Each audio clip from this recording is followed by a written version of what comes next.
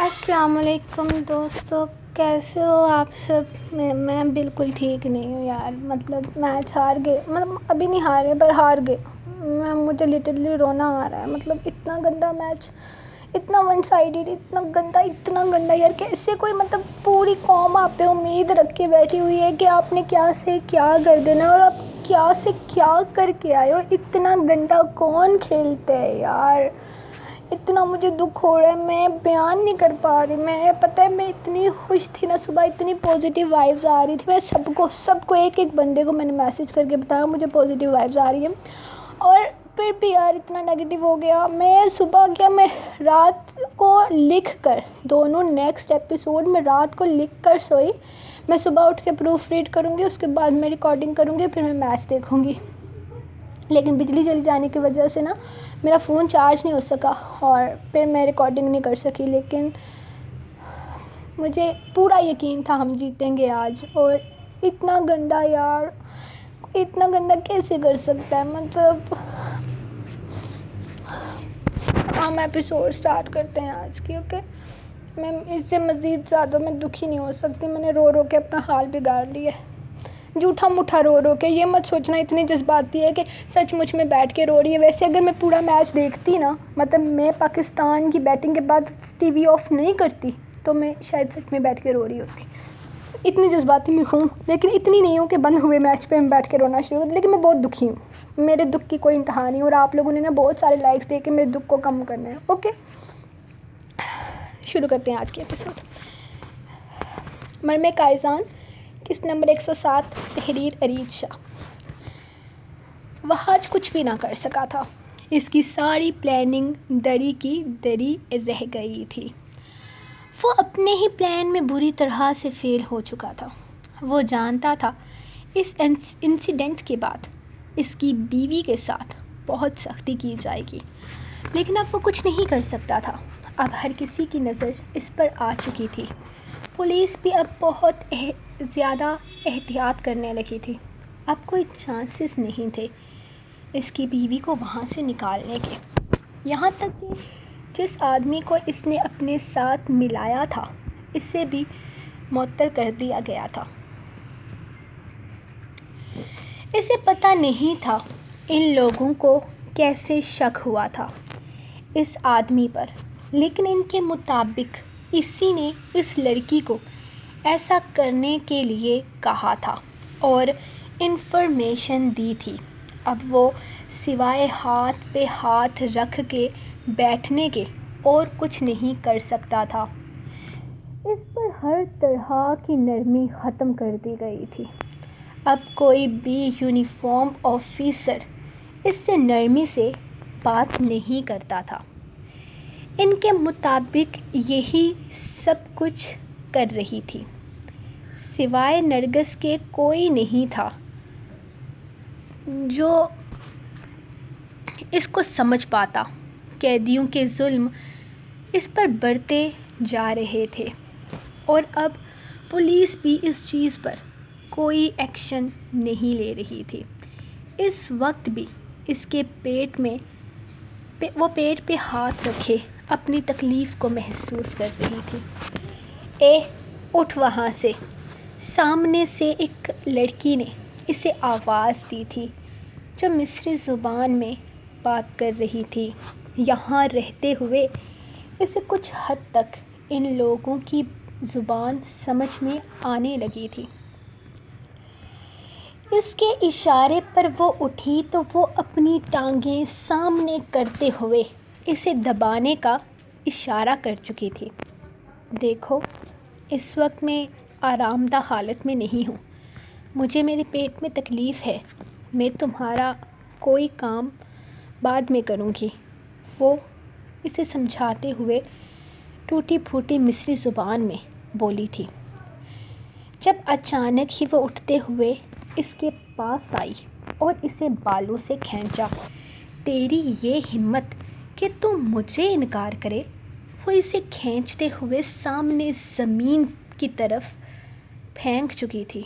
اس کے پیٹ میں درد کی ٹھسیں اٹھ رہی تھی جب اس نے وہیں پر پڑا ڈنڈا اٹھا کر اس کی پیٹھ پر دے مارا اور پھر 2-3 دفعہ اس نے پھر سے وار کیا تھا، اور اس کی چیخیں سنتے ہوئے نرگس وہاں بھاگ کر پہنچی تھی۔ وہ کبھی ان معاملوں میں نہیں بولتی تھی اور نہ ہی اسے بولنے دیتی تھی، لیکن آج جب وہ بات پر آئی تو خاموش نہ رہ سکی۔ اس نے آگے بڑھتے ہوئے وہ ڈنڈا اس عورت سے کھینچ کر اسی کو مارنا شروع کر دیا۔ اس کا انداز انتہائی جارحانہ تھا۔ وہ کسی طرح کا رحم کرنے کا ارادہ نہیں رکھتی تھی۔ تو کیا یہاں کی مالکن ہے جو ہر کام تجھ سے پوچھ کر کرے گی؟ تو ہے کیا؟ تیری اوقات کیا ہے؟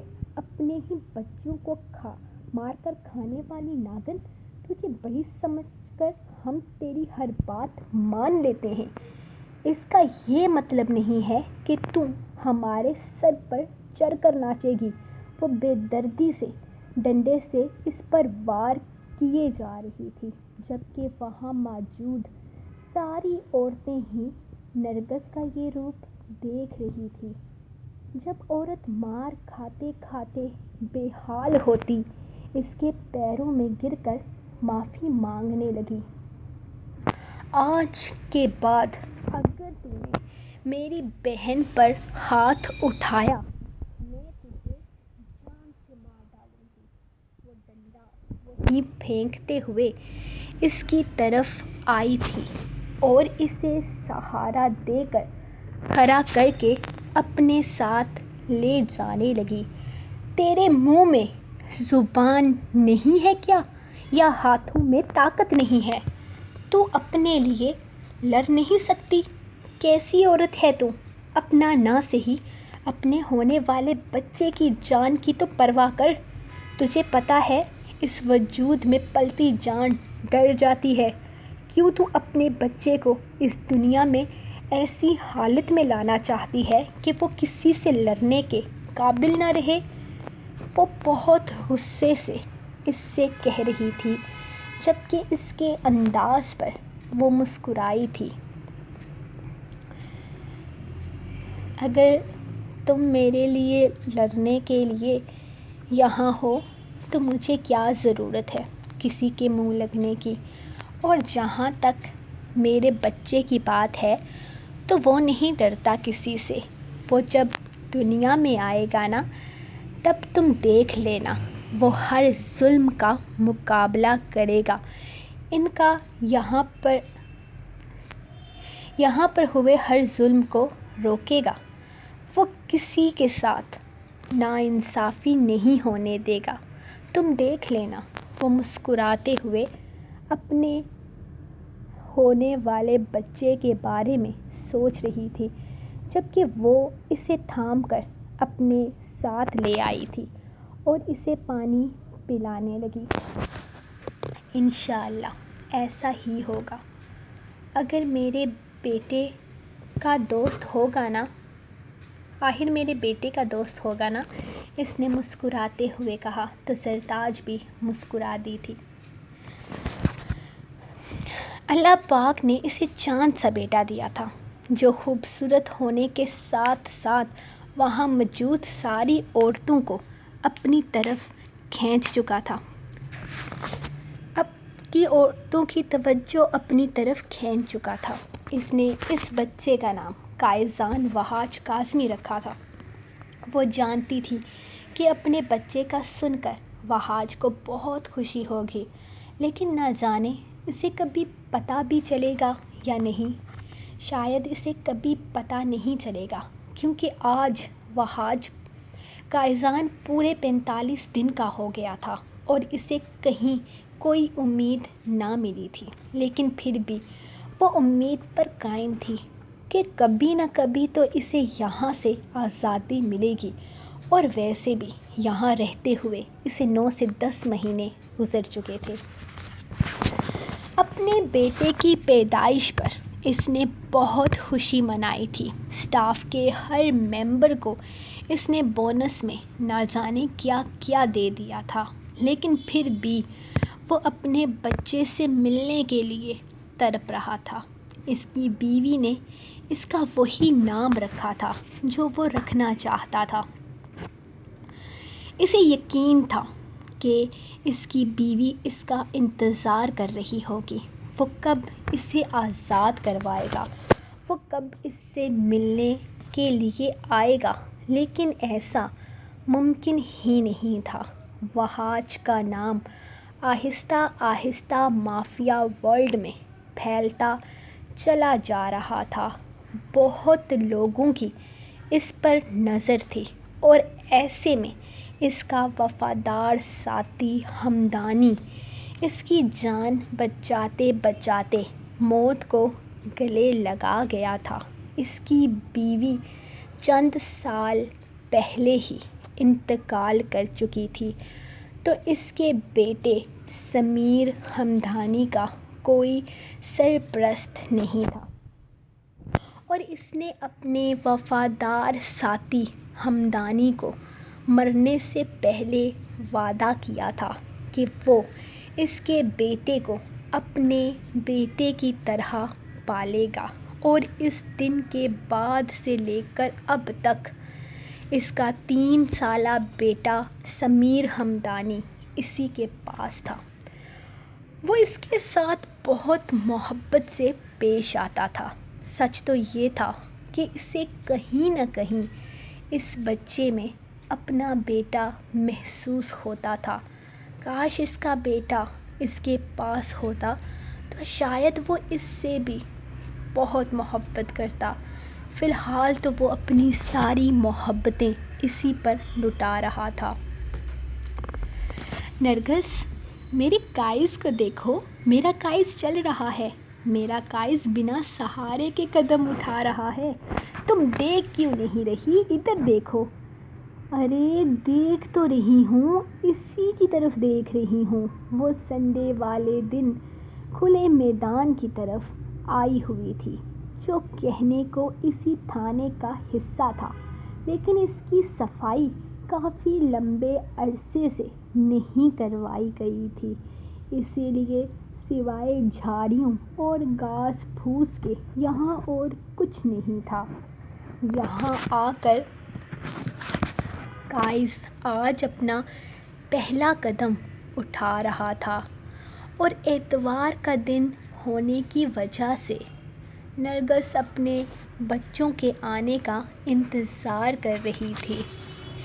اس کا بچہ پیدا ہوتے ہی کہنے کو اس سے دور کر دیا گیا تھا۔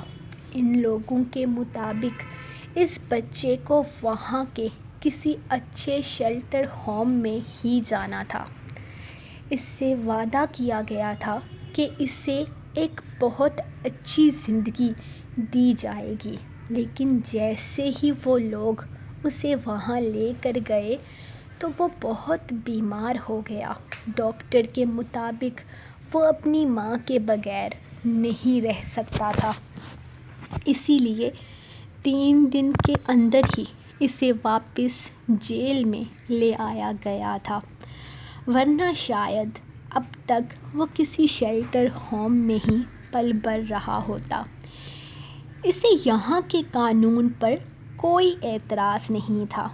وہ جانتی تھی یہاں بچوں کا بہت خیال رکھا جاتا ہے، اس پر کسی طرح کی کوئی سختی نہیں کی جاتی، لیکن پھر بھی ایک ماں کا دل اپنے بچے کو خود سے دور کرنے کے لیے راضی ہرگز نہیں تھا۔ وہ واپس اپنی ماں کے پاس آ گیا تھا، اور آج وہ پہلا قدم اٹھا رہا تھا جس پر وہ دونوں ہی بہت زیادہ خوش تھی۔ لو، آ گیا تمہارے بیٹے کا دوست۔ رسل کو خوشی سے ہاتھ میں کوئی کھلونا لیے بھاگتے ہوئے اس طرف آتے دیکھ وہ دونوں مسکرا دی تھی۔ وہ ہر ہفتے اس کے لیے کوئی نہ کوئی تحفہ لے کر آتا تھا۔ اس کی بہن کے مطابق رسل اپنی چیز کبھی کسی کے ساتھ شیئر نہیں کرتا تھا، لیکن کائزان اس کا اکلوتا دوست تھا جس کے پاس بہت سارے تحفے تھے۔ اماں آئمہ بڑی ہو رہی ہے، اس کو یوں ہی نہ باہر لے آیا کرو، کپڑوں میں تمیز کا خیال رکھو اور ابھی سے اس پر برقع ڈال دو۔ بڑے ہوتے ہی اسے عجیب سا خوف آنے لگا تھا۔ اگلے ہفتے اس کی 8ویں سالگرہ تھی، لیکن 8 سال میں ہی وہ بہت بڑی لگنے لگی تھی۔ ایسا لگتا تھا جیسے کوئی 12-13 سال کی بچی ہو، اور یہی چیز نرگس کو ڈر میں مبتلا کر رہی تھی۔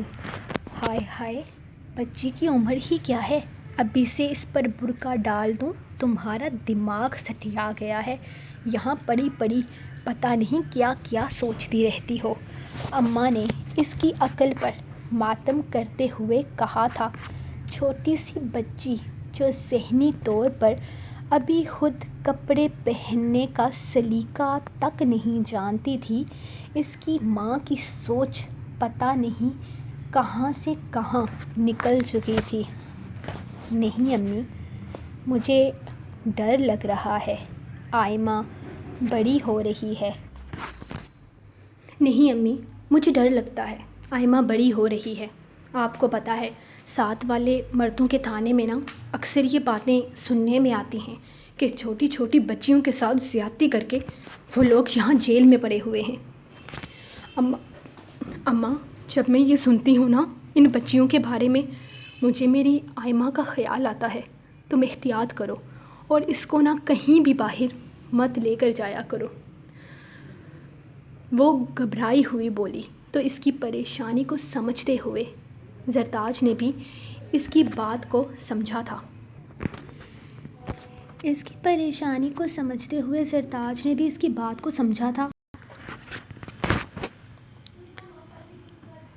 ارے تو فکر مت کرو، میں ہوں اس کا خیال رکھوں گی، بس تیری یہ سزا پوری ہو اور تو جیل سے باہر آئے، پھر اپنے بچوں کو تو خود پال لینا، اماں اسے دیکھتے ہوئے بولی تو وہ ہنستی تھی۔ بھلا عمر بھر کی قید کی بھی کبھی سزا مکمل ہوتی ہے؟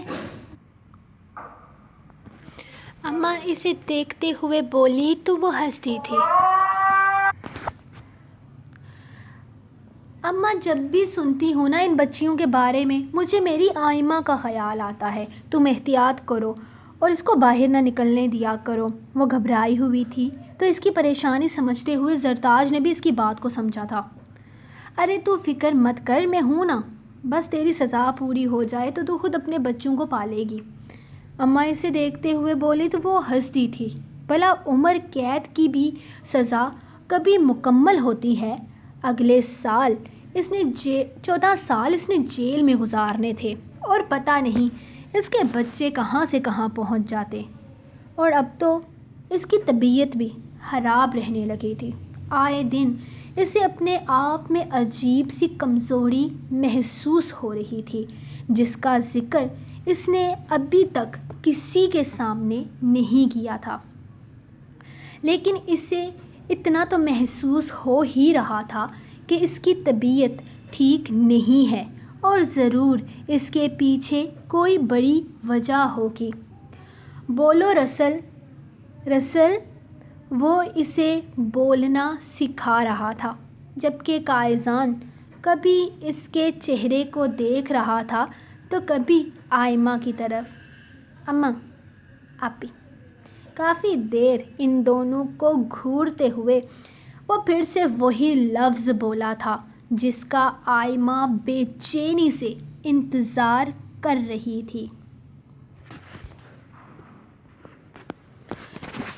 ایک بار پھر سے آئمہ نے اٹھ کر ناچنا شروع کر دیا تھا، جبکہ رسل بیٹھ کر رونا شروع کر چکا تھا۔ تم صرف میرے دوست ہو، تمہیں میرا نام لینا چاہیے، وہ غصے سے اسے جھنجھوڑتے ہوئے بولا تھا۔ جس پر اس کے ساتھ اس نے بھی رونا شروع کر دیا تھا، اور ان دونوں کو روتے دیکھ کر آئمہ نے ان دونوں کو اپنے ساتھ لگاتے ہوئے چپ کروایا تھا، جبکہ وہ دونوں دور کھڑی اس بڑی اماں کو اور اماں بنتے دیکھ رہی تھی۔ اگر میں نہ رہی تو میری آئمہ میری جگہ سنبھال لے گی، نرگس نے نہ جانے کیا سوچ کر بولا تھا، لیکن اس کی بات پر وہ ناراضگی سے اسے دیکھنے لگی تو اس نے ہنستے ہوئے اسے اپنے ساتھ لگایا تھا۔ وقت کا کام تھا گزرنا، اور وقت تیزی سے گزر رہا تھا۔ آج اس کی 5ویں سالگرہ تھی اور آج وہ اپنی ماں سے جدا ہونے والا تھا۔ نرگس کو کینسر تھا، اس کا علاج چل رہا تھا۔ ڈاکٹر کے کہنے کے مطابق اس کا زندہ بچنا اب ممکن نہیں تھا۔ اس کی بیماری زور پکڑ چکی تھی اور آج وہ اپنی ماں سے جدا ہو رہا تھا۔ نرگس کو کینسر تھا، اس کا علاج چل رہا تھا۔ ڈاکٹر کے مطابق اس کا بچنا اب ممکن نہیں تھا۔ اس کی بیماری زور پکڑ چکی تھی۔ پہلے تو اس نے اپنی تکلیف کا کسی کے سامنے ذکر نہیں کیا تھا، لیکن اب جب اس کی بیماری کھلنا شروع ہوئی تو سبھی کو ہی اس کے بارے میں پتہ چل چکا تھا۔ 2.5 سال تک اس نے یہ تلخ حقیقت خود سے بھی چھپانے کی کوشش کی تھی، لیکن آخر کب تک؟ کینسر پورے جسم میں پھیل چکا تھا اور اپنی جڑیں اس حد تک مضبوط کر چکا تھا کہ اب اس کا زندہ بچنا ممکن نہیں تھا۔ کیونکہ جس حالت میں وہ تھی وہ کسی سے بھی ملنے کے لیے تیار نہیں تھی۔ وہ اپنے بچوں کو نا امیدی نہیں دینا چاہتی تھی۔ آئمہ اب کافی سمجھدار تھی اور اپنی ماں سے ملنے کی بہت کوشش کرتی تھی، لیکن وہ ہر اتوار کو یہاں سے مایوس لوٹ جاتی، کیونکہ اب یہاں اس کی ماں رہتی ہی نہیں تھی۔ وہ تقریباً 5 مہینوں سے اپنی ماں سے نہیں ملی تھی۔ تقریباً 5 مہینوں سے اسے کسی اور ہسپتال میں شفٹ کر دیا گیا تھا۔ اس کے مطابق اس کی نانی اس کی اماں سے مل کر آتی تھی، لیکن وہ اپنی ماں سے نہیں مل پاتے تھے، یہ وہ نہیں سمجھ پاتی تھی۔ آج بھی وہ قائزان کے لیے کیک لے کر آئی تھی، جبکہ اس کی نانی اسے قائزان کے پاس چھوڑ کر خود شاید اس کی ماں سے ملنے جا چکی تھی۔ زرتاج اپنے بیٹے کا چھوٹا چھوٹا سامان دکھ سے پیک کر رہی تھی کہ آج اس کے بیٹے نے اس سے دور ہو جانا ہے۔ آئمہ بہت چھوٹی سی تھی، لیکن وہ اس عورت کے جذبات کو سمجھ نہیں سکتی تھی، کیونکہ چھوٹی سی عمر میں اس نے خود اپنی ماں کو بھی خود سے دور کیا تھا۔ اس وقت اس نے آئمہ کی ذمہ داری قائزان کو یہ سمجھانے کی دی تھی کہ وہ اپنی ماں کو چھوڑ کر جا رہا ہے، اور آئمہ ہر ممکن کوشش سے اسے قائل کر رہی تھی۔ جب قائزان غصے سے اس کے لائے ہوئے گیند کو نیچے جھاڑیوں میں پھینک چکا تھا۔ قائزان بہت بدتمیز ہو تم، اس کے بعد نہیں جاؤں گی اپنا تمہارا گیند اٹھا کر لانے کے لیے۔ وہ رسل اس کو پکڑو، یہ بھاگ نہ جائے۔